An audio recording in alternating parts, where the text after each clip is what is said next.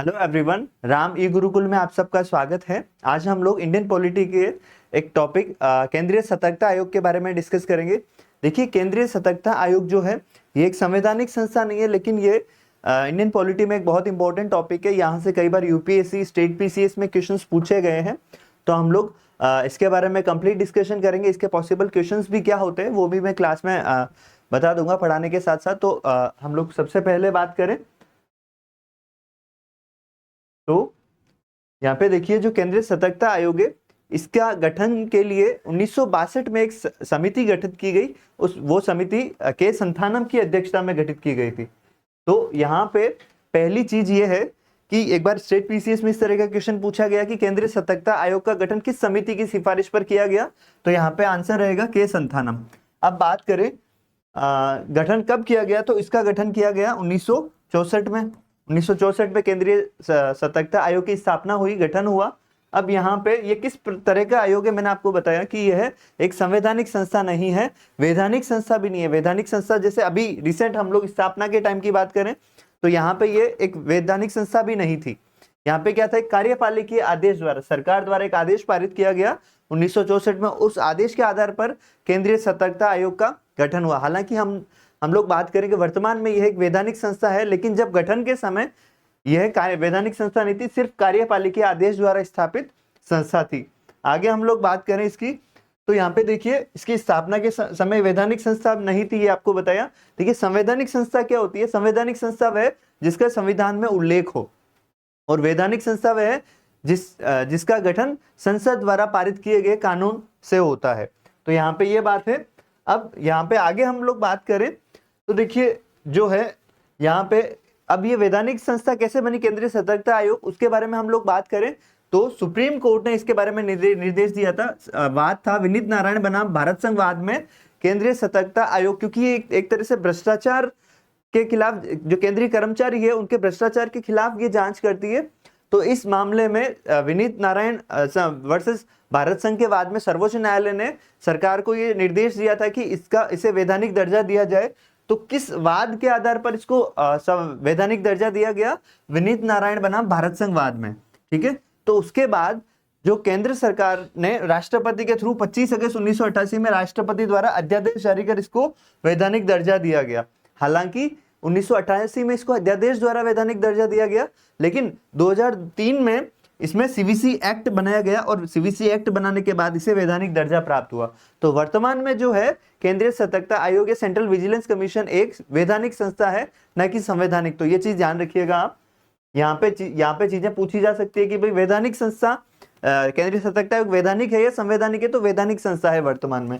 आगे हम लोग बात करें, ये जो सीवीसी एक्ट 2003 में पारित हुआ, यह 11 सितंबर 2003 को लागू हुआ। अब वर्तमान में वैधानिक संस्था है। इसके बारे में बात करें तो यहाँ पे ये विजिलेंस संबंधी सर्वोच्च संस्था मानी जाती है, जो केंद्रीय कर्मचारियों के से संबंधित जो भ्रष्टाचार है उसकी जांच के लिए ये देश में सर्वोच्च संस्था है। आगे हम लोग बात करें तो देखिए, वर्तमान में इसकी संरचना के बारे में बात करें, या इसके जो वर्तमान जो मुख्य आयुक्त कौन कौन रहे उसके बारे में बात करें, तो यहाँ पे स्टेट पीसीएस में ये चीजें इंपॉर्टेंट रहती है कि सेंट्रल विजिलेंस कमीशन सतर्कता आयोग के पहले मुख्य सतर्कता आयुक्त कौन थे। तो पहले मुख्य सतर्कता आयुक्त थे एन श्रीनिवास राव, और वर्तमान में इसके है प्रवीण कुमार श्रीवास्तव। तो यहाँ पे जो स्टेट पीसीएस में एक बार पूछा गया था कि केंद्रीय सतर्कता आयोग के पहले मुख्य सतर्कता आयुक्त कौन थे, और वर्तमान में ये पूछा जा सकता है कि वर्तमान मुख्य सतर्कता आयुक्त कौन है, तो प्रवीण कुमार श्रीवास्तव है। इसकी जो संरचना की हम लोग बात करें कि भी कितने सदस्य होते हैं, क्या प्रावधान है, तो देखिए इसमें इसकी संरचना के अनुसार एक मुख्य सतर्कता आयुक्त रहता है, और इसके अलावा 2 अन्य सतर्कता आयुक्त विजिलेंस कमिश्नर रहते हैं। तो मुख्य सतर्कता आयुक्त वर्तमान में प्रवीण कुमार श्रीवास्तव है, जबकि अन्य सतर्कता आयुक्त में एक पद खाली है, जबकि एक है एएस राजीव। तो वर्तमान में जो विजिलेंस कमीशन है, सेंट्रल विजिलेंस कमीशन, उसकी संरचना की बात करें तो 1+2, एक तो मुख्य सतर्कता आयुक्त और 2 अन्य सतर्कता आयुक्त रहते हैं, विजिलेंस कमिश्नर रहते हैं। आगे हम लोग इसके बारे में बात करें तो अब देखिए यहाँ पे योग्यता क्या होनी चाहिए, नियुक्ति कैसे होती है, उनमें कौन कौन समिति, नियुक्ति की समिति में कौन कौन शामिल होते हैं, तो उसके बारे में हम लोग बात करें तो यहाँ पे देखिए नियुक्ति जो है, योग्यता है भारतीय प्रशासनिक सेवा या अन्य केंद्रीय सेवाओं के वरिष्ठ अधिकारी हो। यहाँ पे जो भारतीय प्रशासनिक सेवा आईएएस ऑफिसर है या केंद्रीय सेवाओं के जो वरिष्ठ अनुभवी अधिकारी है, इसका उल्लेख है। ये एक वैधानिक संस्था है, तो जो है इसके जो एक्ट बना है उसमें इसका मेंशन था कि भाई भारतीय प्रशासनिक सेवा या केंद्रीय सेवाओं के अधिकारी होने चाहिए, लेकिन वो वरिष्ठता में हो। अब नियुक्ति कौन करता है, तो देखिए केंद्रीय संस्थाओं में प्रमुख मुख्यतया ज्यादातर नियुक्तियां जो है राष्ट्रपति द्वारा की जाती है। तो सेंट्रल विजिलेंस कमिश्नर और विजिलेंस कमिश्नर की नियुक्ति कौन करता है, राष्ट्रपति करता है। अब कोलेजियम की सिफारिश, अब ये कोलेजियम या इसकी जो नियुक्ति समिति होती है उसमें कौन कौन शामिल होते हैं, तो उसमें देखिए कौन कौन मेंबर होते हैं। एक तो प्रधानमंत्री होते हैं, गृह मंत्री और लोकसभा में विपक्ष का नेता। तो ये तीन सदस्यीय समिति होती है जो इनकी नियुक्ति की सिफारिश राष्ट्रपति को करती है और राष्ट्रपति इनकी नियुक्ति करता है। तो यहाँ पे देखिए जो दो इंपॉर्टेंट क्वेश्चन बनते हैं, एक तो स्टेट पीसीएस में क्या पूछा जा सकता है कि जो है सेंट्रल विजिलेंस कमिश्नर केंद्र मुख्य सतर्कता आयुक्त की नियुक्ति कौन करता है, तो राष्ट्रपति करता है। अब यहाँ पे अगर दो डीप क्वेश्चन पूछा जाए तो क्या पूछा जा सकता है कि सतर्कता आयुक्त की नियुक्ति हेतु चयन समिति में निम्नलिखित में से कौन शामिल होता है या कौन शामिल नहीं होता है। तो इसमें से चार ऑप्शंस रहेंगे आपके, एक तो प्रधानमंत्री, गृह मंत्री, लोकसभा में विपक्ष का नेता या राज्यसभा के सभापति। तो इसका आंसर राज्यसभा का सभापति। इस तरह के क्वेश्चंस पूछे जा सकते हैं। तो यहाँ पे देखिए योग्यता और नियुक्ति के बारे में आपको समझ आया। उसके बारे में हम लोग बात करें तो कार्यकाल की है। तो यहाँ पे देखिए कार्यकाल यहाँ पे थोड़ा सा अलग है, तो इस कई बार क्वेश्चन पूछा गया स्टेट पीसीएस अलग अलग, जैसे आरएस में, आरपीएससी में पूछा गया, यूपी पीसीएस में भी पूछा गया, क्योंकि ये थोड़ा बाकी कार्यकाल से अलग है। बाकी कार्यकाल मतलब जैसे जो अलग अलग संस्थाएं उनमें से 5 वर्ष 65 वर्ष की आयु तक या 5 वर्ष 70 वर्ष की आयु, इस तरह का रहता है। लेकिन यहाँ पे वो नहीं है, यहाँ पे 4 वर्ष तथा सेवानिवृत्ति आयु 65 वर्ष या दोनों में से जो भी अधिक हो उस कंडीशन में इनका कार्यकाल होता है। तो यहाँ पे कार्यकाल से संबंधित आप ध्यान रखिएगा कि मुख्य सतर्कता आयुक्त या सतर्कता आयुक्त का कार्यकाल कितना होता है, 4 वर्ष या तथा सेवानिवृत्ति आयु होती है 65 वर्ष। तो यहाँ पे ये चीज ध्यान रखनी है। अब बात करें आयुक्त का कार्यकाल समाप्त होने के बाद वे दोबारा आयुक्त में नियुक्ति के लिए अपात्र है, मतलब एक बार ही नियुक्ति की जा सकती है, दूसरी बार नियुक्ति नहीं हो सकती। आगे हम बात करें इस्तीफा, तो नियुक्ति राष्ट्रपति करता है। तो इनके जो सतर्कता आयुक्त है इनकी इस्तीफा भी ये राष्ट्रपति को देते हैं। अब पद से हटाने का क्या प्रावधान है, तो उसके बारे में बात करें। कदाचार और अक्षमता, दो आधार है, कदाचार और अक्षमता। जिस तरह सुप्रीम कोर्ट के न्यायाधीशों को भी कदाचार या अक्षमता के आधार पर हटाया जा सकता है, तो राष्ट्रपति द्वारा सर्वोच्च न्यायालय से करवाई गई जांच के आधार पर हटाया जा सकता है। देखिए ये वैधानिक संस्था है, इस कारण से इनको जो हटाने का प्रावधान है वो कठिन नहीं रखा गया। जिस तरह से सुप्रीम कोर्ट के न्यायाधीशों को या हाईकोर्ट के न्यायाधीशों को संसद में प्रस्ताव लाया जाता है उसके बाद हटाया जाता है, उस तरह का प्रोविजन नहीं है। इनको सिर्फ कदाचार या अक्षमता दो आधार है, उन आधार पर राष्ट्रपति सर्वोच्च न्यायालय से जांच करवाता है और उस जांच के आधार पर सर्वोच्च न्यायालय की रिपोर्ट के आधार पर इनको हटाया जाता है। तो यहां तक हमने बात, इसके आगे हम लोग बात करें वेतन और सेवा शर्तें।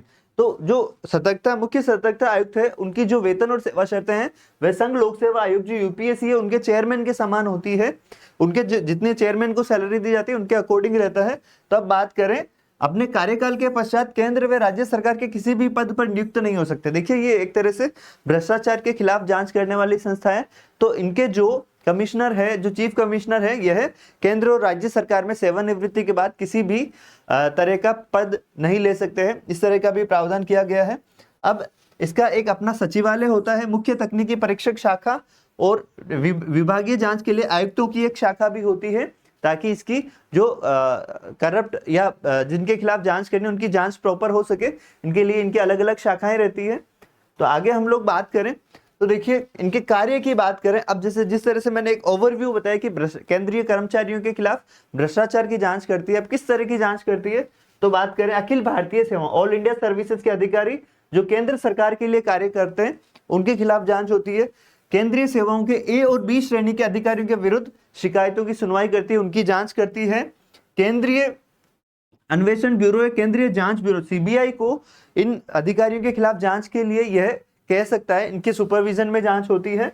अब वार्षिक प्रतिवेदन जो है, केंद्रीय सतर्कता आयोग अपना वार्षिक प्रतिवेदन किसे देता है, तो वार्षिक प्रतिवेदन वह राष्ट्रपति को देता है। यह भी ध्यान रखिएगा जो विभिन्न जैसे राष्ट्रीय मानवाधिकार आयोग है, राष्ट्रीय सूचना आयोग है, केंद्रीय सतर्कता आयोग है, तो ये सभी आयोग अपना वार्षिक प्रतिवेदन राष्ट्रपति को देते हैं। इनकी नियुक्ति राष्ट्रपति करता है, ये अपना इस्तीफा राष्ट्रपति को देते हैं। ये भी ध्यान रखना है हम लोगों को। तो आगे हम लोग बात करें कार्यों के साथ इसकी शक्तियां, क्या पावर्स है इसकी, तो देखिए राष्ट्रीय मानवाधिकार आयोग की तरह इन्हें भी दीवानी न्यायालय की शक्तियां प्राप्त है। इसके तहत वे किसी भी व्यक्ति को सम्मन जारी कर सकते हैं, उनको बुला सकते हैं पूछताछ के लिए, उनकी गवाही रिकॉर्ड कर सकते हैं, उनकी जांच कर सकते हैं, रिकॉर्डिंग के लिए कह सकते हैं। तो एक तरह से जांच एजेंसी की तरह इनको अधिकार दिए गए, दीवानी न्यायालय की शक्तियां प्राप्त है। तो ये केंद्रीय देखिए राष्ट्रीय मानवाधिकार आयोग, केंद्रीय सूचना आयोग, इनको भी इन तरह की शक्तियां प्राप्त है। तो एक दीवानी न्यायालय की शक्तियां प्राप्त है इन्हें। तो ये हम लोगों का केंद्रीय सतर्कता आयोग से संबंधित एक टॉपिक का डिस्कशन था। इसके अलावा हम लोग नेक्स्ट टॉपिक पर मिलेंगे। तब तक के लिए थैंक यू।